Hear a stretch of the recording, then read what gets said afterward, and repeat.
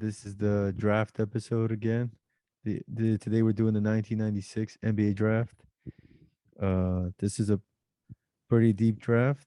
Probably it's between 2003, 1984, and 1996. Those are the three main ones with like the three like legendary gods or whatever. Um, but yeah, man, I'm here. I'm Swag. I'm with the man from Jersey. Peace, peace. Yeah, so we're gonna get into it. Redraft for the 1996 NBA draft. So with the first overall pick in the 1996 NBA draft, yeah, Redraft, redraft. You can't forget redraft the re. for the first overall pick in the 1996 NBA redraft, the man from Jersey selects. Okay, I think it's obvious. I'm taking Kobe, number one of the best players of all time, up there with Jordan, up there with LeBron as one of the GOATs. Like I said in other episodes, that's dependent on the person. Some people don't include Kobe in their top five. They're like, nah, Bill Russell, man, rings, blah, blah, blah, all that stuff. I understand. But in my opinion, Kobe's the best player in this draft. uh about like a little over 1300 career games, 20, pretty much like a 25 5-5 for his career, points, rebounds, assists, five-time champion. One of those was the three-peat with the Lakers in the 2000s, the early 2000s, two times finals MVP, NBA MVP in 2008, and an 18-time all-star. I think Kobe's resume is the most glorified of anyone in this draft. And just the crazy stuff he did in his career, like the 81 point game, is just like, yo, I don't know if anyone else in this draft could have had an 81 point game. So just putting that out there, I'm taking Kobe number one. Okay, me too. Yeah, earlier, like off the pod, you were like, oh, I wonder if we're gonna have the same person number one. And I was like, don't tell me that. I'm not gonna say your government. Don't tell me that Swag is gonna go left and be like Steve Nash number one, because I know you fucking love Steve Nash. I So I was like, love Steve Nash, don't tell me he's gonna do that. my boy Stevie. Yeah, but for me it was clear cut, like Kobe the whole way. Like I don't think there's any debating that. So, all right, cool. It's dope that we both have the first guy number one, the same guy number one. All right, so number two, I have Allen Iverson from the University of Georgetown. He is number 14 overall, all time steals leader. He is number 25 all time points.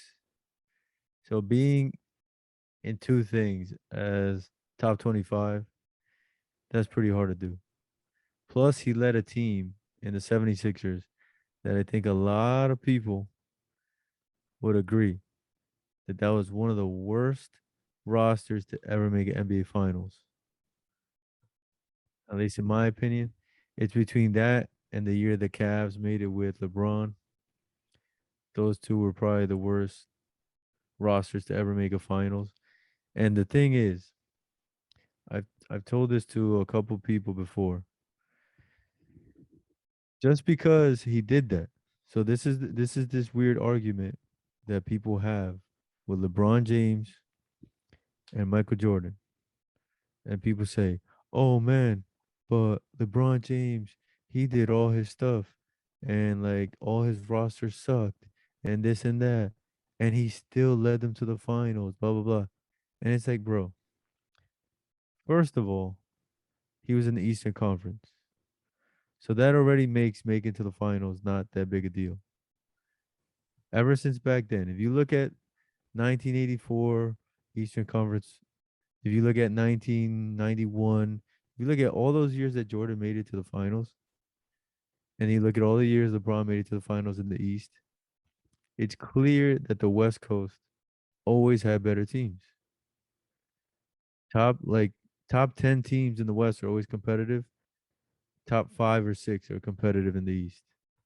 So it's not like it's the only criteria, but come on, man. If Allen Iverson's team made it to the finals, like chill out. like chill out with this thing with LeBron being better than Michael because he took the Cavs team to the finals. But yeah, this is about Allen Iverson. He had a pretty awesome career in Philadelphia. He did have 2 years back to back where he had 30 plus points per game. That's pretty crazy. So I'm gonna hand it off to you. Okay, I'm just gonna give my little case on this one. Number two, I didn't take Allen Iverson. Oh, Yeah, no, I didn't take Allen Iverson. I had Allen Iverson going number three for me. So because you didn't take the guy that I was gonna take number two, I'll just take this guy number three now. I'm taking Steve Nash, number three. He oh was number wow. Yeah, he was number two on mine. I picked him ahead of Iverson, but I'll take him number three. Who the heck had the third overall pick in this draft? I don't even remember. Well, third I picked Steve Nash. You picked Stevie number three? Yeah, because the first overall is the Sixers, second overall is the Raptors, third overall is the Grizzlies. Yeah, in my draft, that would have been sweet because I had Steve Nash going to the Raptors and he's from Canada, so that would have been pretty lit in my opinion. Yeah, but Vancouver is too. Yeah, but it's kind of weird because they eventually left. They became Memphis. Oh, So it is what all it is. right. But yeah, I'm taking Steve Nash number three. Uh little over 1,200 career games, 14.3 points per game, 8.5 assists, 3 rebounds a game on average for his career. The numbers don't look the best, but like here's a little bit of his career accolades. So he won the two MVPs back to back in '05 and '06 when he went to Phoenix, which was really when Steve Nash like became that dude. He was always great in Dallas, but no one really thought of him as an MVP. And it was even like evident because Mark Cuban, he could have paid Steve Nash the money and kept him in Dallas. And he thought that it wasn't even that crazy the money for Steve Nash, but he was just like, nah, I'm cool on that. And he just let him go to Phoenix. And then he goes to Phoenix, and that's when he becomes the man, 7 seconds or less, Phoenix Suns. Just it was insane what he did in Phoenix because the year before he went there, 03, '04, I think it was, they won like 23 games with pretty much the exact same core intact. They had Joe Johnson, they had Amari Stoudemire, they had Sean Marion. The only difference was the point guard running the show the year before was Stefan Marbury.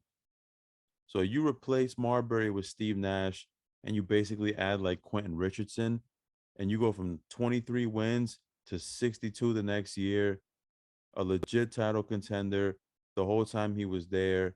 Just the way he was able to turn around Phoenix and really revive his career, which is funny to say because I'm like I said, he wasn't bad in Dallas. He just wasn't MVP status. That's really what elevated him for me to take him number three or really number two in this draft. If he didn't have those Phoenix years, maybe he wouldn't have even cracked top five. But yeah, the two times MVP, 8-time All Star in his career, led the league in assists 5 separate seasons. And this is one right here for Steve Nash that you're like, damn, bro, I didn't know that he was like that. This dude made the 50-40-90 club 4 times in his career. 50% field goal, minimum 50% field goal, minimum 40% from three, and minimum 90% from the free throw line. So, in my opinion, Steve Nash, if this guy really wanted to, he probably could have scored more points in his career. He was efficient. He didn't shoot a lot, but when he did, he made them count. But he was always like that guy that you were like, maybe you're a little too unselfish, bro. Like, you can score, you're efficient, you can probably average 20 points a game. But yeah, Steve Nash was always more like make the people around me better. insane career in my opinion. I would have taken him number two, but yeah, I'm taking him number three in this one.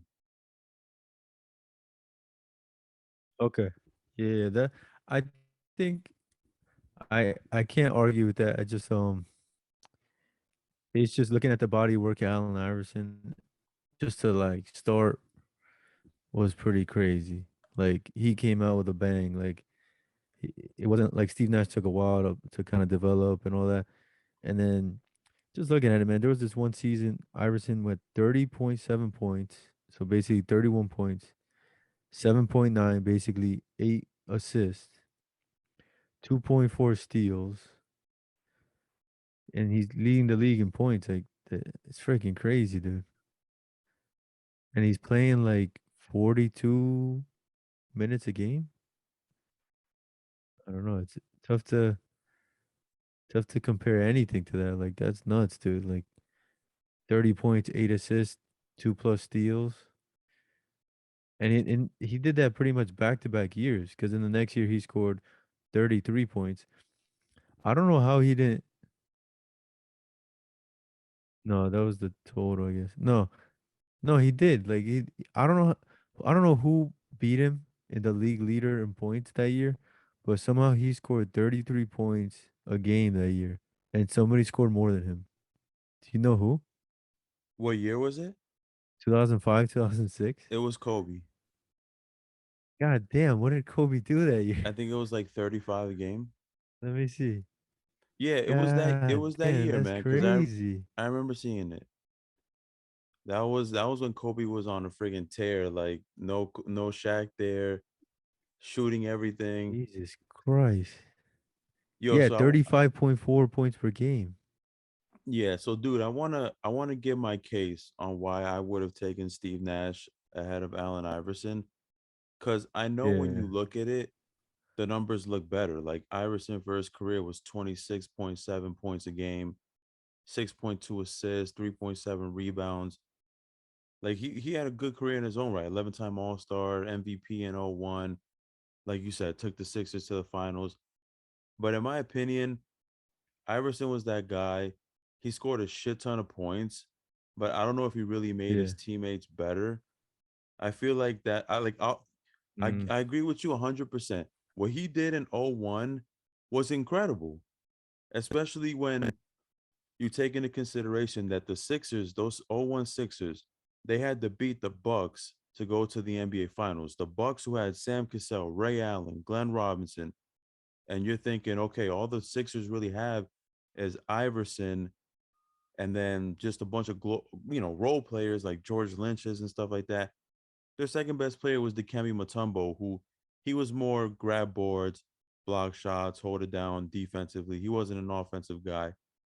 So I agree 100%, man.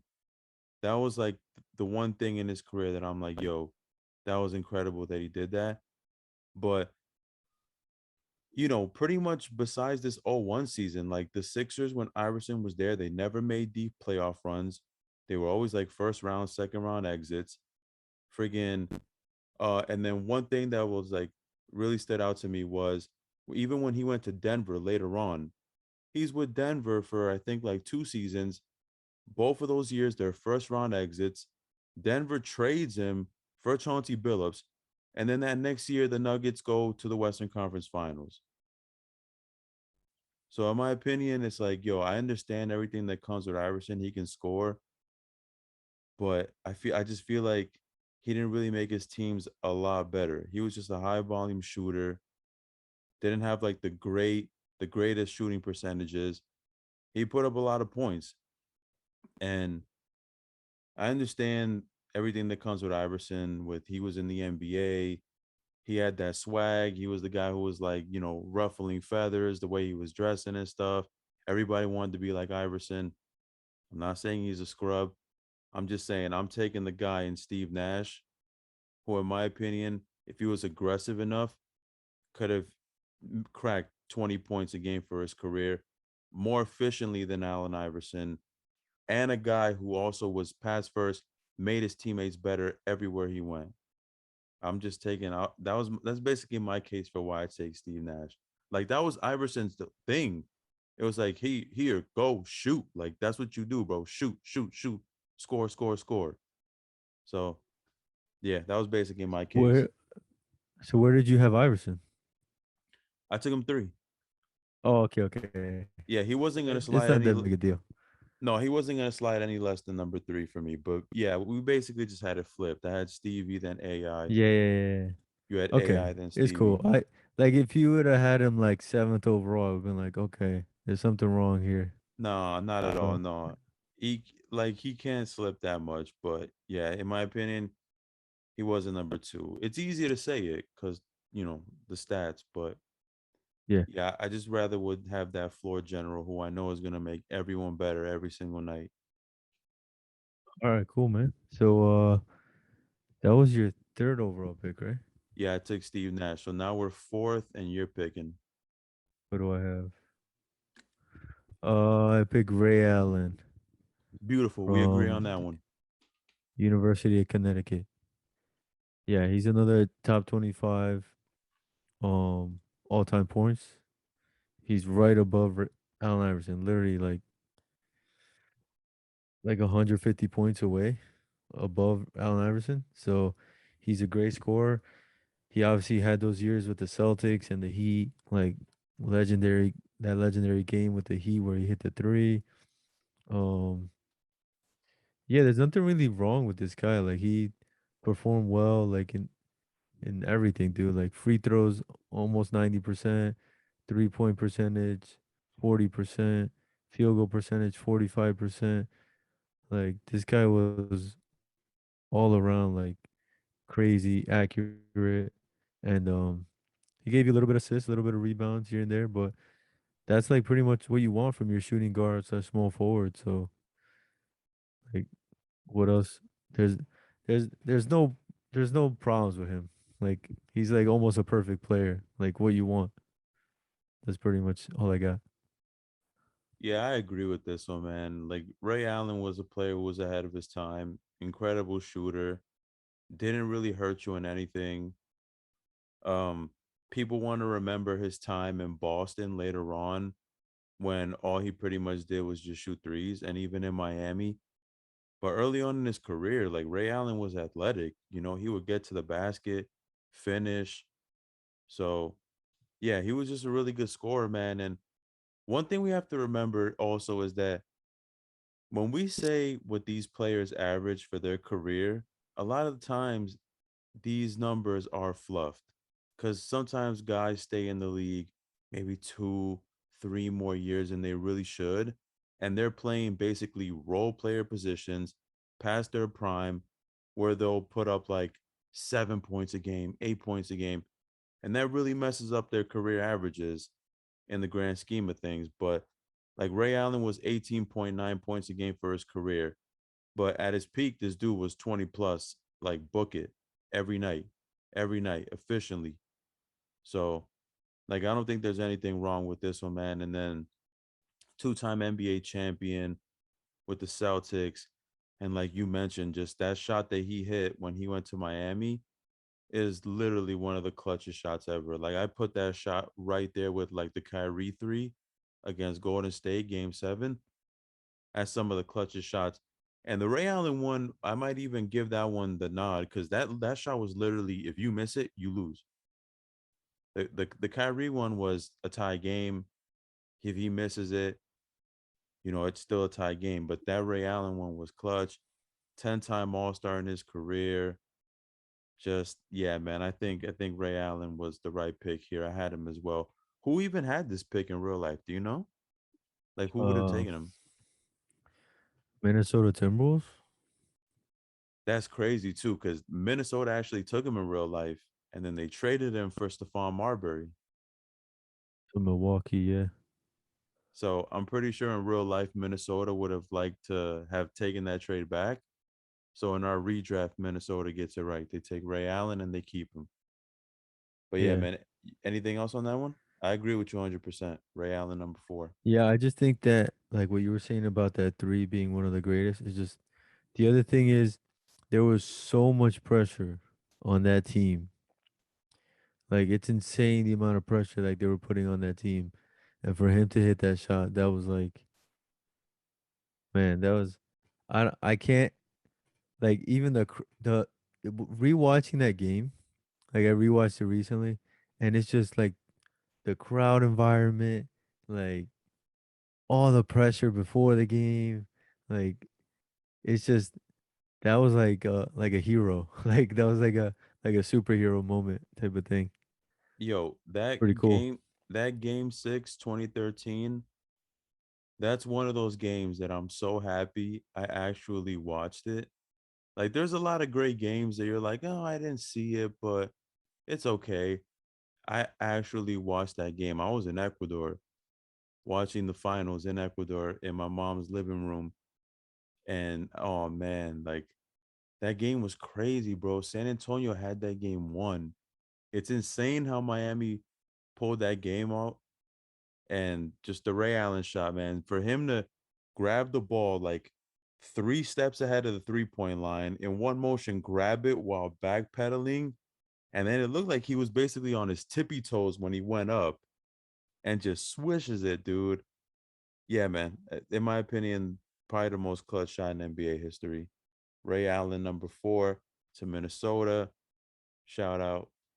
Let's move on, man. Who's picking number 5th? Because I don't have them written down here. But who's number 5 in real life? The team was wait number 5. Yeah. That's Minnesota Timberwolves. No, so who picked number 4 then? Milwaukee Bucks traded to Minnesota. Oh, so they just traded picks then? So was it Yeah, like yeah, Stefan got picked by Milwaukee, Ray Allen by Minnesota, and yeah. And then they just swapped. well, yeah, yeah, yeah. Okay, cool, sweet. All right, so number 5, I'm taking Germain O'Neal. Whoa, Do we disagree? nice. Yeah, by a lot, but okay, that's cool. No, I'm taking Germain O'Neal, bro. This dude Nice. played a little over 1,000 games in his career. Like I said before, man, the final career numbers, don't let them fool you because Jermaine O'Neal was a perfect example. He stayed in the league. If he would have retired like 4 years earlier, his numbers would have been insane. He had a couple years with Miami, couple years with he had like 1 year with Boston when he went there with Shaq.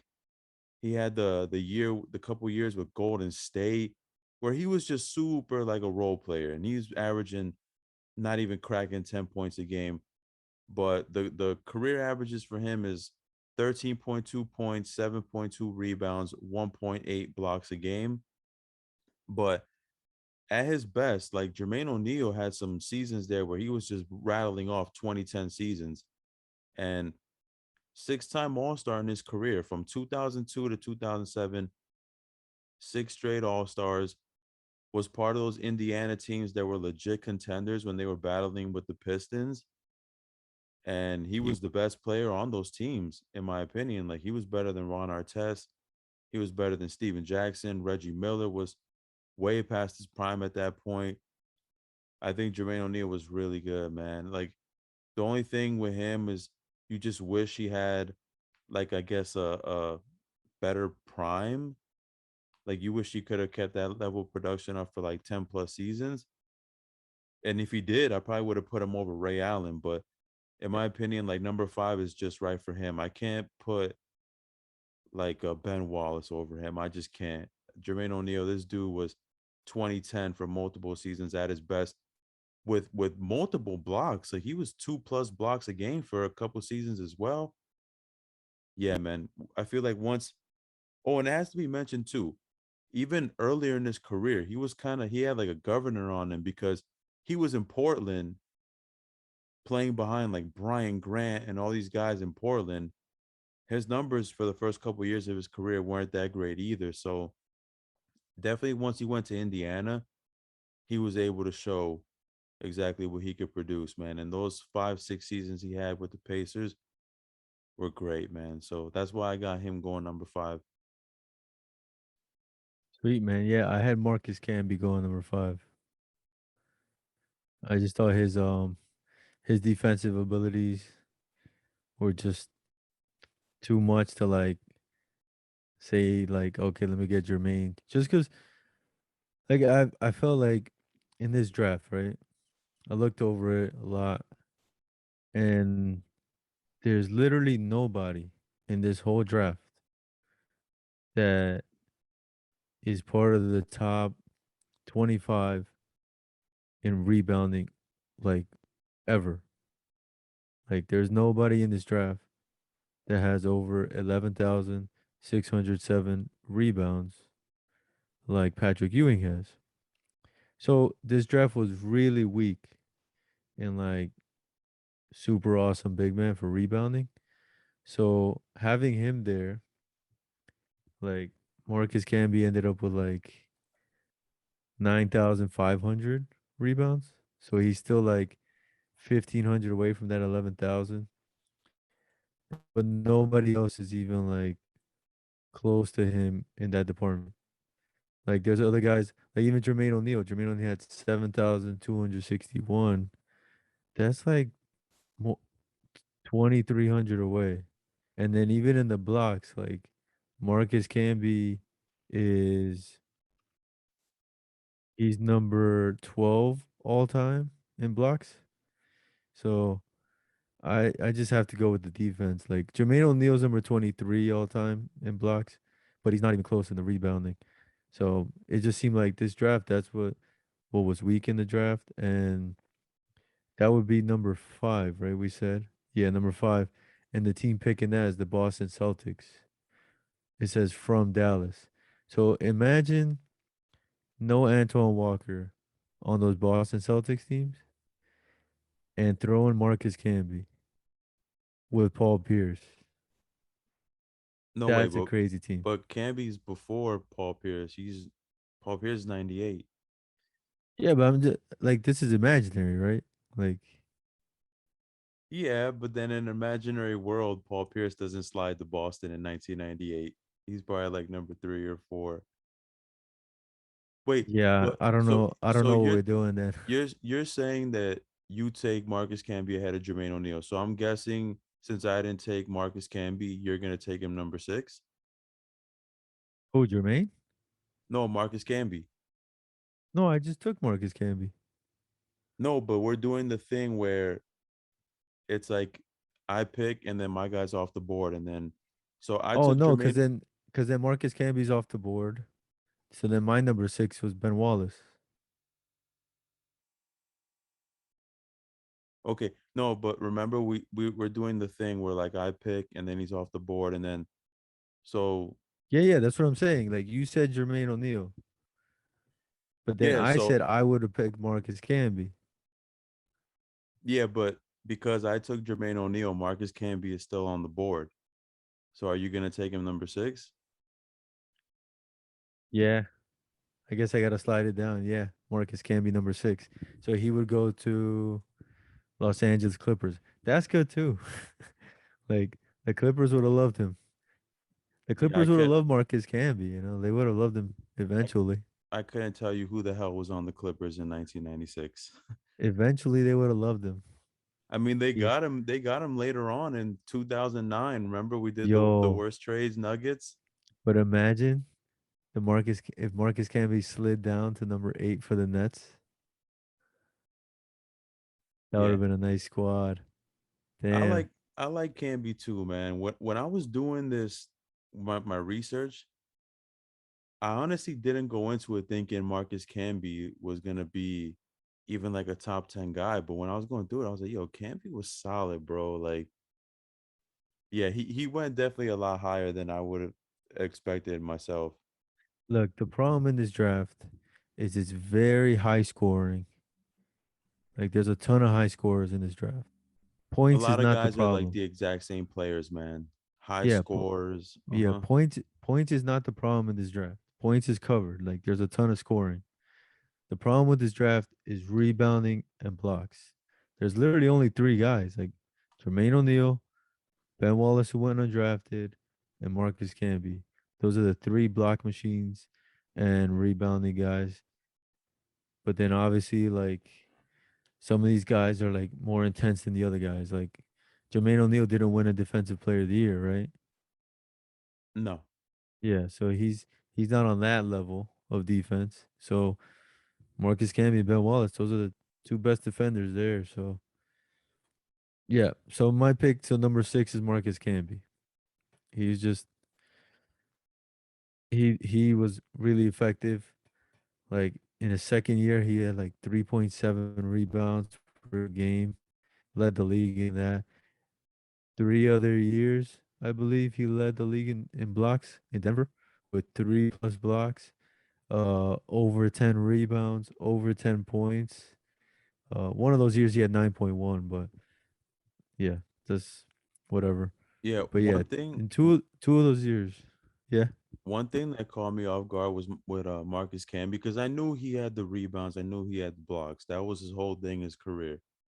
But he had a couple years with like 3 plus assists a game, and I was like, "Yo, that's that shit I like to see, man."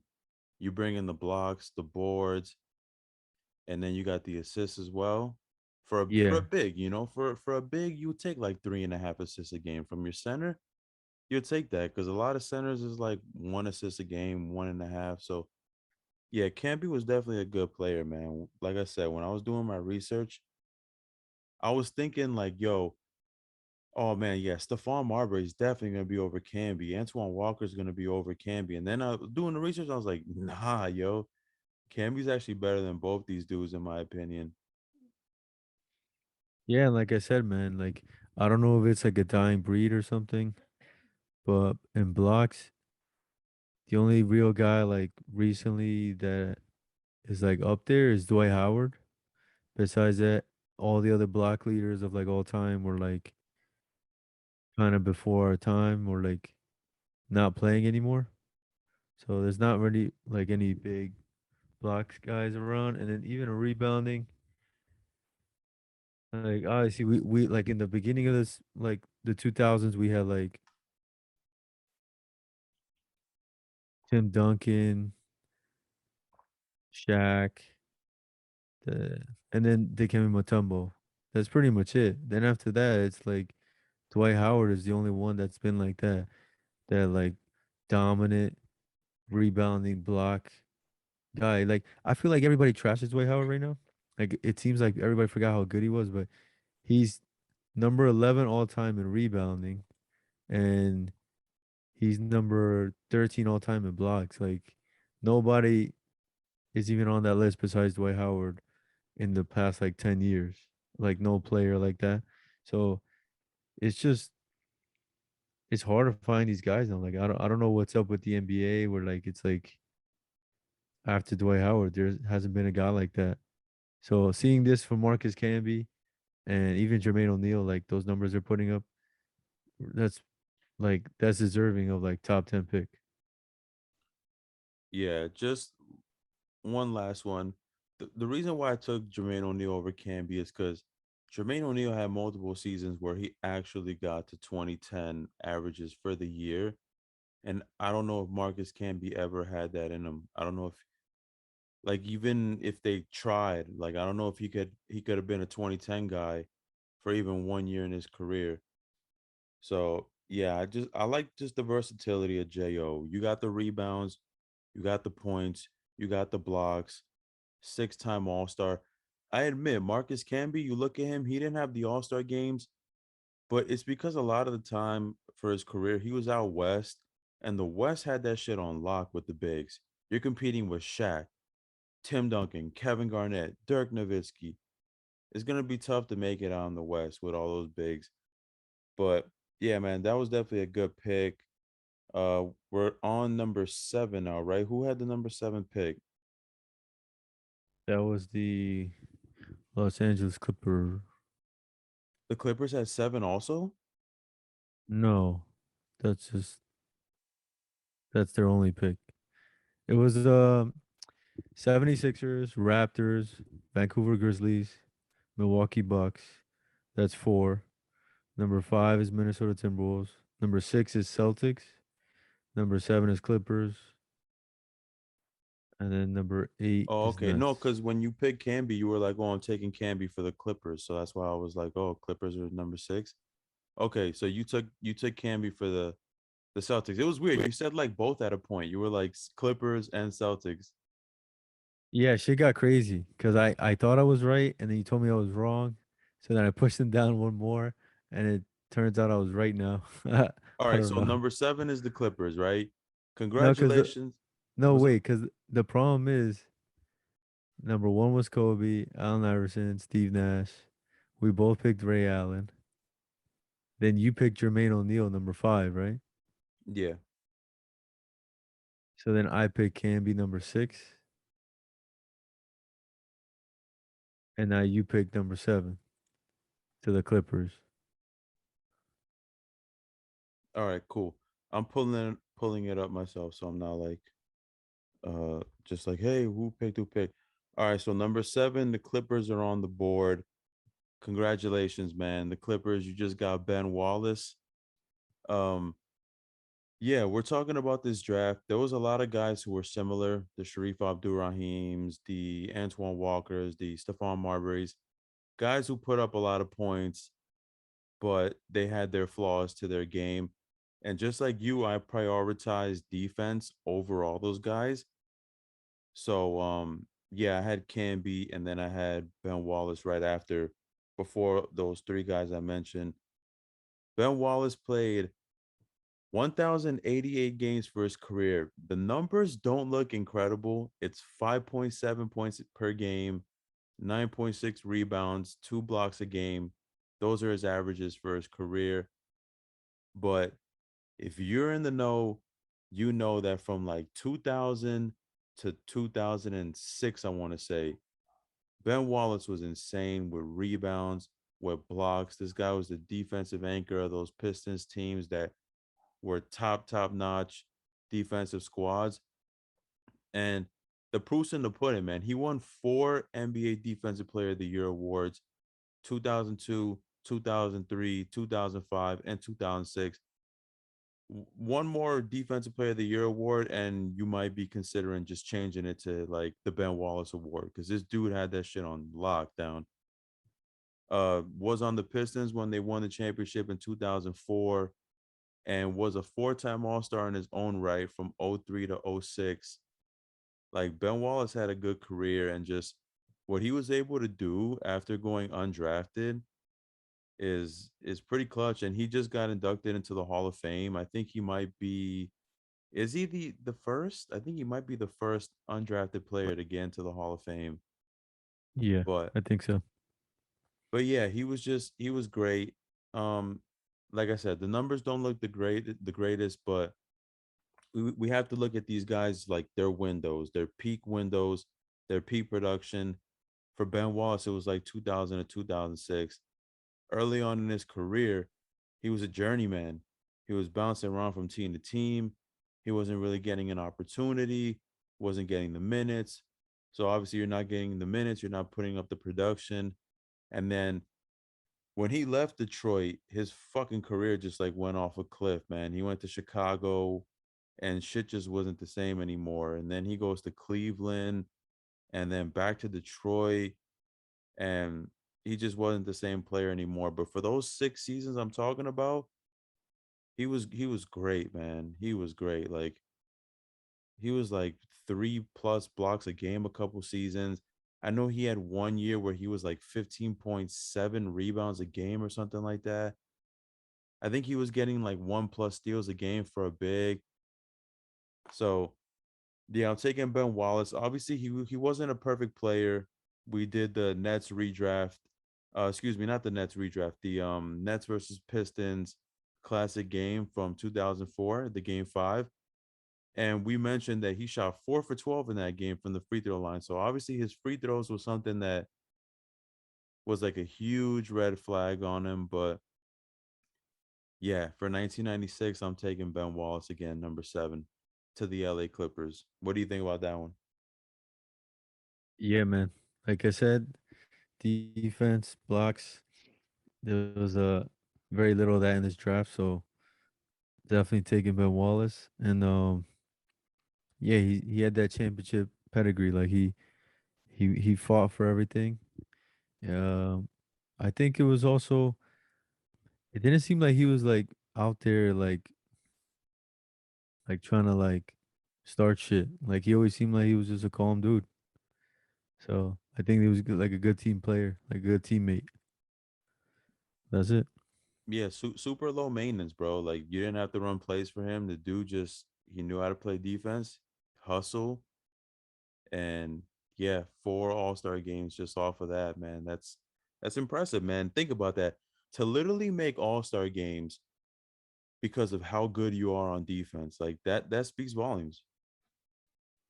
Yeah. So that was to the Clippers, right? Yeah, so now number 8, you're Yeah. picking. So no, number 8 to the Nets is Stefan Marbury. So eventually he goes there. We know what he is. He's a scoring guy. Still gets you around 8 assists a game, 20 points a game. It's a solid player, man. But that's what it is. That was available on my draft board. That's who I got. Okay, so the Nets end up with Stefan eventually. I'm not gonna lie, for this one, I actually had Peja. I took Peja over Stefan, but because you took Stefan Marbury, I'm now gonna pick Peja number 9 for Dallas. Nice. Yeah, like it's funny, right? A lot of these guys end up playing for these teams at some point in their career. Like Peja was on the 2011 Mavs that won it, but Yeah. Um, yeah, so Peja plays just real quick, because you said Marbury before this. Marbury played 846 games for his career. Peja played 804. And with some of these picks, I picked guys ahead of other guys just because of their longevity. So Peja and Stefan were pretty much the same amount of career games. And the reason why I actually would have taken Peja over Stefan is because we saw Stefan Marbury on the Nets. That's what Stefan Marbury did was what I said Allen Iverson does, but just to a lesser extent. Just shoot, shoot, shoot, score, score, score. But for the most part, a lot of the teams he was on, they didn't do that well. When he was on New Jersey, yeah, he was putting up a lot of points. We weren't making playoffs. He gets replaced with Jason Kidd, boom, NBA Finals. He gets traded to Phoenix. They make the playoffs the one year he's no, excuse me. They make the playoffs the first year he's there. The second season, they win 23 games with Marbury on the team. They replace Marbury with Steve Nash, and then you know what happens. So Marbury, to me, he was just that guy where, yeah, it looks good on paper, a lot of points, but his teams don't really do that great. But with Peja, 17 points per game for his career, 4.7 rebounds, 1.8 assists. Yeah, you think like, okay, the points is good. You would like more rebounds. But Peja, how I said Marbury is kind of a poor man's Allen Iverson, Peja is a poor man's Ray Allen. This dude was an incredible shooter. 17 points per game for your career, couple 40+% 3-point shooting seasons, 3-time All-Star 02, 03, 04. You just wish he had a longer prime, because his prime wasn't as long as you would like it to be. But when he was on those Sacramento Kings teams, he was solid, bro. He was making all-star games on him, 20 plus score. Like to me, I just like what Peja brings a little more. Just yeah, man, you are an efficient scorer and kind of a player who was ahead of your time, just how great you were shooting the three bomb. To me, I just value that a little more than what Stephon Marbury brought to the table. So I'm taking Steve Nash number 8, man, to Dallas. Or excuse me, number 9. Steve Nash. My bad, my bad, my bad. See, I still got Stevie in my head, man. Peja. Peja number 9 to Dallas. Deja. All right. Or excuse me, Predrag Stojakovic.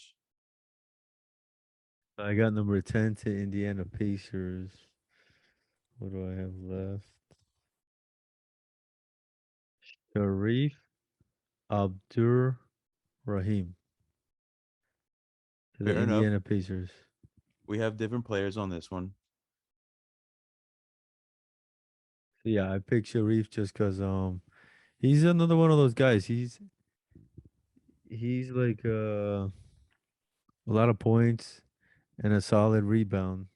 little bit of assist. So 18.1 point per game, 7.5 rebounds per game, 2.5 assists per game. He was an all-star in '02. Solid player, man. He's just like it wasn't anything that just jumped off the board that was like, oh my God, this guy is like gonna like change the team, but he's a solid player. Like definitely like he's kinda like I don't know if you could say maybe he's kinda like Germain O'Neal, but like with a lot less blocks. Like I don't really know what player to compare him to in this draft. Because he doesn't hit threes like crazy either. What would you say? What would you compare him to? Abdur Rahim, Yeah. man, I don't know. Like to me, Abdur Rahim, he had the solid career numbers, but like I don't think he was a winning player. Like everywhere he went, his teams were pretty bad. Early in his No, but career, that's because I feel like they threw him as like one of the best players on those teams. Like he's a solid number two or number three, but he wasn't. Like he was being played like it was like number one or number two guy. the one thing about Abdur Rahim that stamped it for me about like, oh man, his teams just don't do good is he went to the Hawks and I want to say 2000, he was on them the 0203 season, right? He got traded to Yeah. them in '01 for Pau Gasol. And you could say, okay, you're not on a good team. That's why, your team's not doing good. Okay, I understand that with the Vancouver Grizzlies and stuff like that, but he went to Atlanta in 0203 and he was playing on that team with Jason Terry, Theo Ratliff, and Glenn Robinson. And you would think that that team would have been one of the better teams in the East, especially in the early 2000s. They didn't even make the playoffs. And I just think like, yo, if Sharif Abdurrahim was lit like that, like he would have he the Hawks would have made the playoffs. He just was a guy that he put up his points, he put up his rebounds, and just somehow his teams just never won. Vancouver was always horrible with him. He goes to Atlanta, they don't make the playoffs. He only made the playoffs 1 year in his career with Sacramento in '06. So I don't know. I Yo, mean, but yo, but making it with Sacramento, that's a big deal, you know? yeah, I mean, I didn't take Abdul Rahim here, but yeah, I mean, it's yeah, it's solid points, solid rebounds. I could see it. I could see it, but I had someone else, man. As far as like you asked me, who would I compare him to? Like, I don't even know, man. No one comes to mind right now. I'm trying to think of a guy who just put up solid stats, but if you look at like career accomplishments and how good his teams did, and they weren't that good. Like, I can't think of one right now for a big. Because Abdur Rahim, like the only real accomplishment he had was he made an All-Star game in '02. Did Zach Randolph ever make it out of the second round? Yeah, they made it to the conference finals 1 year in Memphis. They And I made it think to conference finals? yeah, I think they lost to San Antonio, I want to say it was. Oh, that's wild. Yeah, That must have been that weird year. no, those Grizzlies teams made it to the second round, third round a few times. Like one of those years, I remember they were the eighth seed and they upset the freaking one seed Spurs. Well, he had a double double, so maybe Zach Randolph isn't a good comparison. No, I don't think so I either. feel like because even Raheem, he only had like 7.5 rebounds type of shit. I'm wondering who do you even compare him to? I don't know. Well, Maybe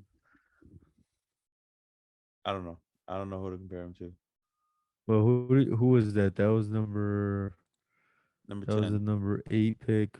That was number 10 to Indiana. So now you got 11, right? To Yeah. Golden State.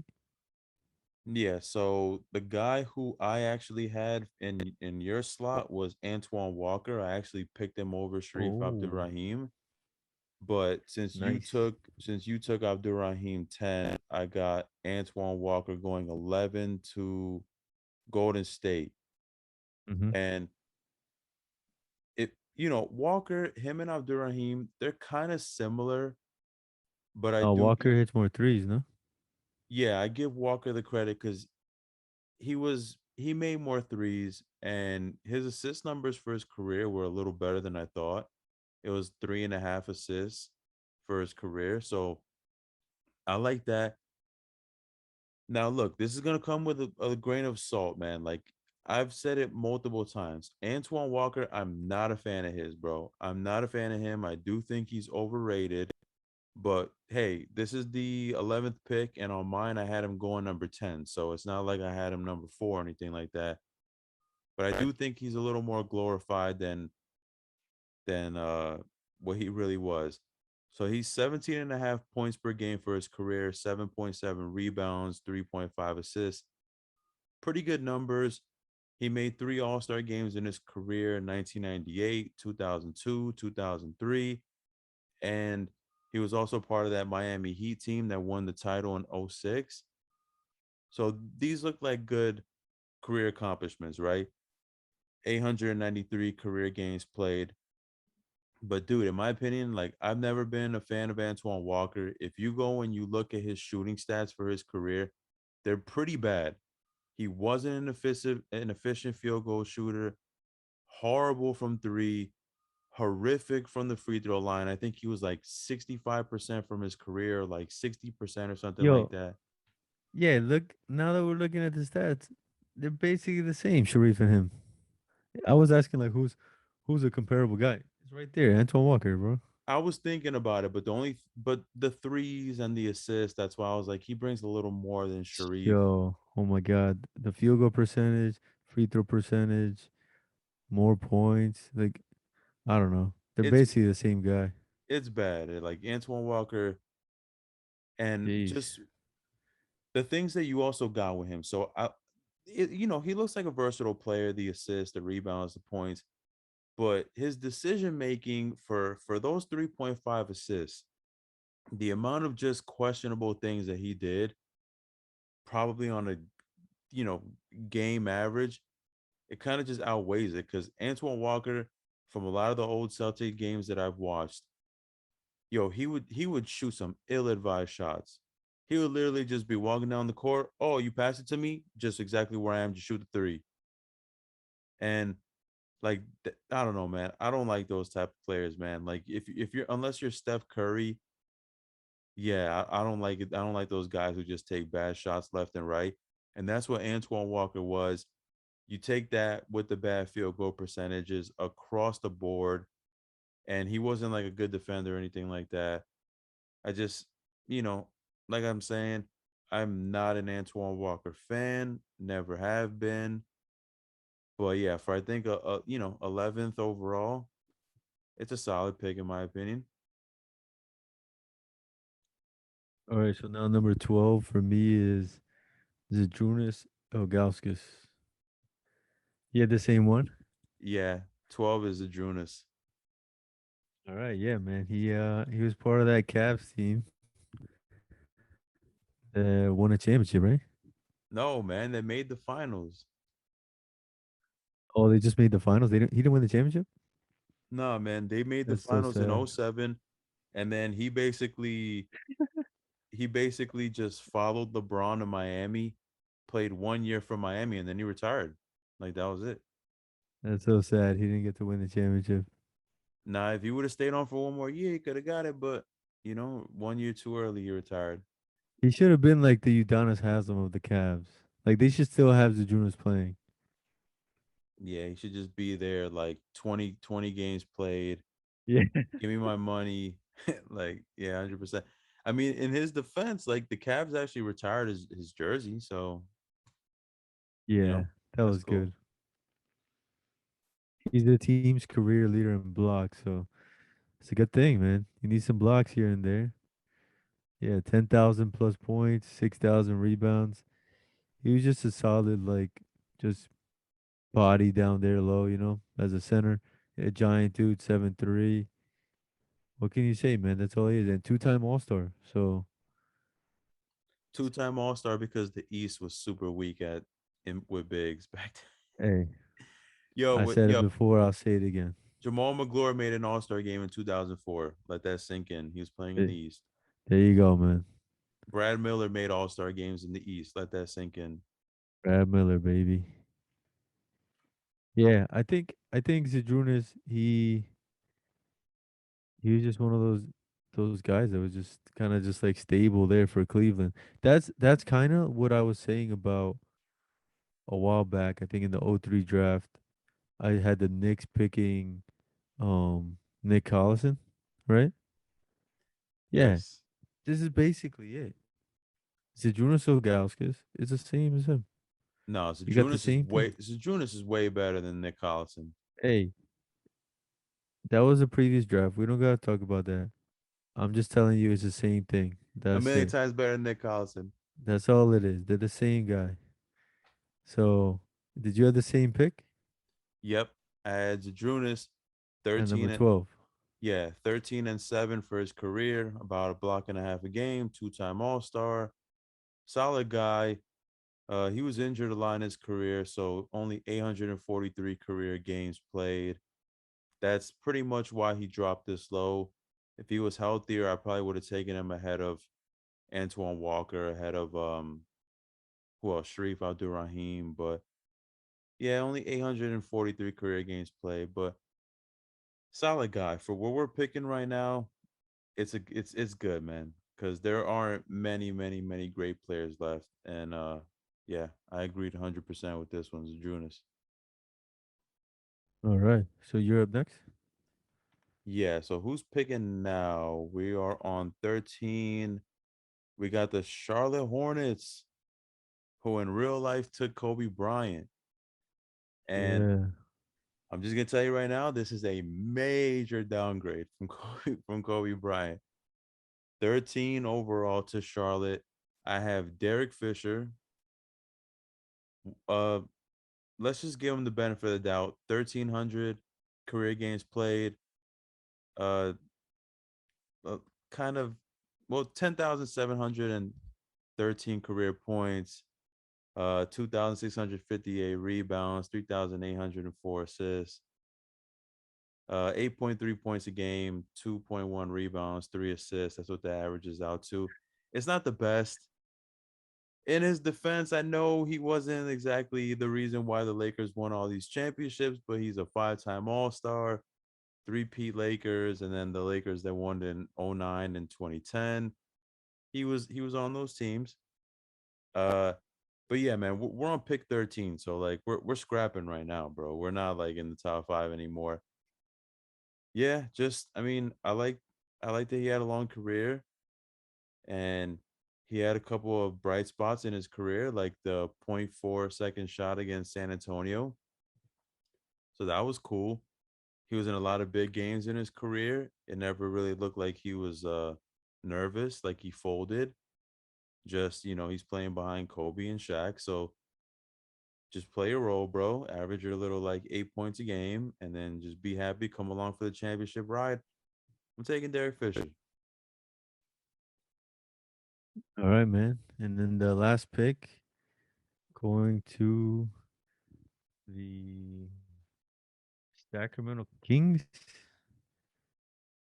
I pick Erica Dampier. That's it, man. He's just a big man. Like you said, we're just scraping. 7 rebounds a game.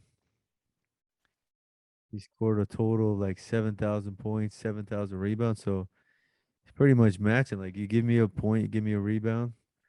That's all you can ask for from a big number 14 overall. Came from Mississippi State. Played 16 seasons, so longevity there, man. That's at Nick Collison. So if the Knicks would have got him, they would have had a solid guy for 16 years. But who knows what the Knicks were doing?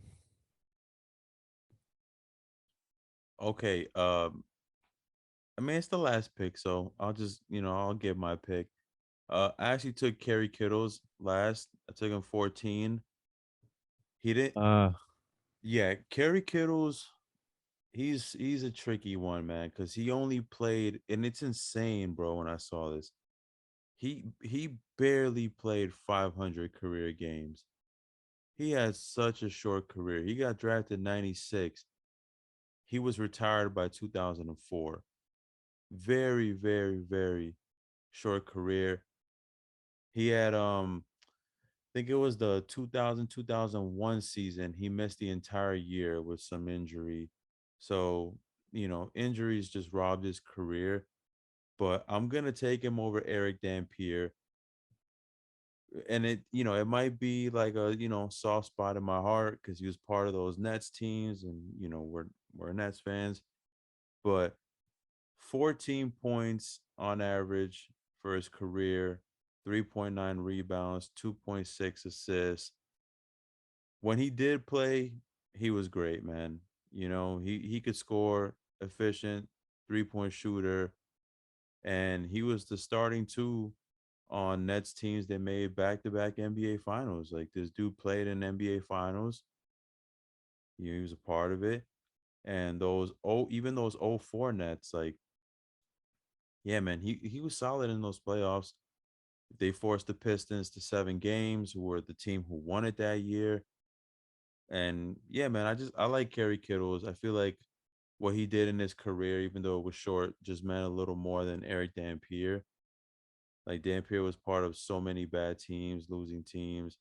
He did sign on to the Mavs later, and he was on them for, I think, what was it, the '06 finals, and later on for the Heat in 2011. But by that point, he was like super washed up. Like Miami was just trying to play anyone at center. They were fucking juggling Joel Anthony and all that bullshit. But yeah, I just like I like Kerry Kittles a little more, man. Like he was great. He was great on defense. Him and Jason Kidd in the backcourt was great in my opinion. 3-point shooter. I like Kerry Kittles more than Eric Dampier. Did you know that Eric Dampier had a double double year? Yeah, with Golden State. Oh, So fun fact: if you look at Eric Dampier's career, there's one season that it's just like it just stands out above every other season. Are you talking about the year where he was like 13 and 13 or something like that, like 11 and 11, something like that? there was one year he was like almost 12 and almost 9. That was his second year in the league, and then in 03-04 he was 12-12. Yeah. So I mean that's expected. Fun fact: that was his contract year. So There you go, man. like with a He's lot of working guys, hard. yeah, with a lot of guys, when it's the contract year, you're like, man, why did he play so great this one year and then he went back to shit right after? And then you look in, you're like, oh, it's the contract year. He was trying a little harder because he was trying to make sure he got that bag. So yeah, and then yeah, his production pretty much went back to normal after that, right? He still had solid years in Dallas. Yeah, He I'm had a not saying couple of years. I'm not saying he was a scrub. Like he wasn't like a 4 and 5 guy like Nick Collison for 13 seasons, but yeah. But yeah, no, no, no. I like just like Kerry Kittles a little more, man. But I mean, it's solid. It depends on what you want, because I'm pretty sure Eric Literally, Dampier. just so the audience knows, literally, if you look up Eric Dampier's stats, it literally says 4 rebounds, 5 points in one of the years. So it's just funny that he freaking mentioned 4 and 5 because that's just so funny that like he literally did that. So I don't know. It's just funny that he picked those numbers. Well, there you go, man. I got Kerry Kittles over Eric Dampier. Yeah, I don't know. I don't know how you could pick 8 seasons. You think the Nets would do that?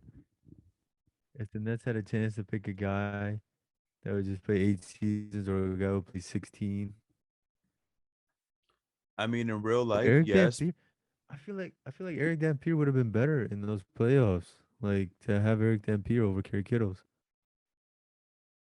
Like we In needed big men. Yeah, yeah, that was always the Nets. One of the Nets' faults, but I We don't know, could have man. picked him, dude. 6'11", 265 pounds. 2 picks later from Kerry Kittles. Yeah, I understand. The biggest knock on Kerry Kittles is the games played. But And this is why I'd be a better GM for the Nets than anybody else.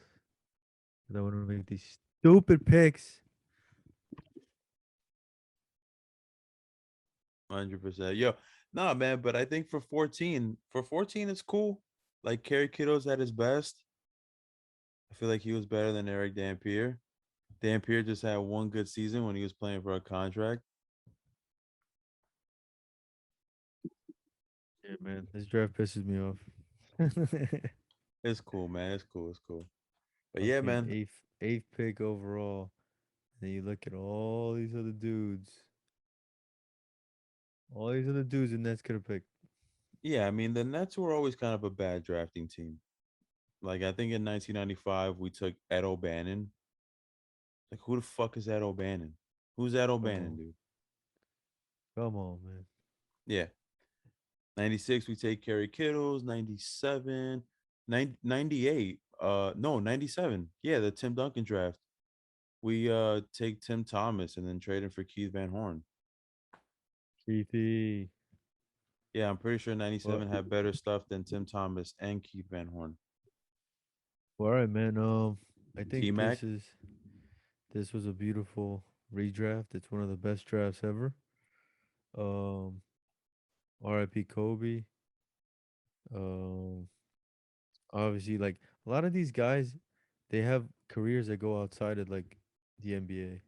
So it's pretty cool that like yeah, we just said like all the stats they had, but they kept playing overseas. But it's pretty cool that they helped that global reach for the NBA. 100%, man. This is a good draft. Uh, Kind of top heavy, but yeah, still considered one of the greatest. All right, man.